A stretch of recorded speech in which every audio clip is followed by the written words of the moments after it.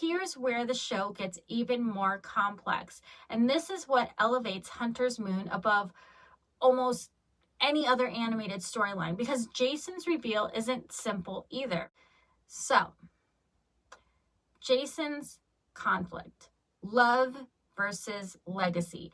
Jason genuinely cares about Elisa. That is not an act. That is not part of the cover. And the show makes sure we know this. When Jason realizes that his mission and his feelings are on a collision course, you can see it tearing him apart. And here's the thing about Jason that makes him such a brilliantly written character. He's a man who was raised from birth to believe one thing, that gargoyles are monsters, that his family's crusade is righteous, that this vendetta is not just justified, but sacred. Can love override that? Can falling for one person undo a lifetime of indoctrination?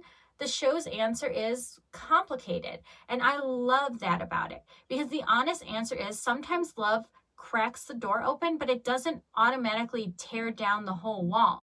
He is changed by knowing her, but he is still pulled by the gravitational force of his family's mission, by Robin and John, by the weight of every Canmore who came before him and said, this is who we are, this is what we do. There's a concept in psychology, it's called identity foreclosure. It's when someone adopts an identity without ever really examining it, usually because it was given to them by their family or their culture. And that is Jason Canmore to a T. He never chose to be a hunter. He was made into one. And by the time he's old enough to question it, it's so embedded in his sense of self that questioning the mission feels like questioning his own or entire existence. The show doesn't let him off the hook, but it is context. And Gargoyles has always been a show that believes context matters. People aren't born heroes or villains, they're shaped by their circumstances. And the measure of who they are is what they do when those circumstances are challenged.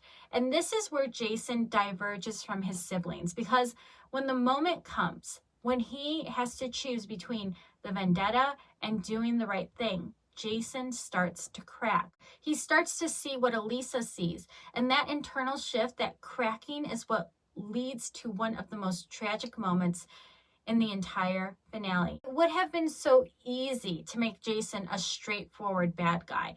Handsome face, hiding a black heart, simple, clean, satisfying in a cartoon villain kind of way. But Gargoyles has never been interested in simple. By making Jason genuinely conflicted, by making his feelings for Elisa real, the show is saying something profound about the nature of prejudice.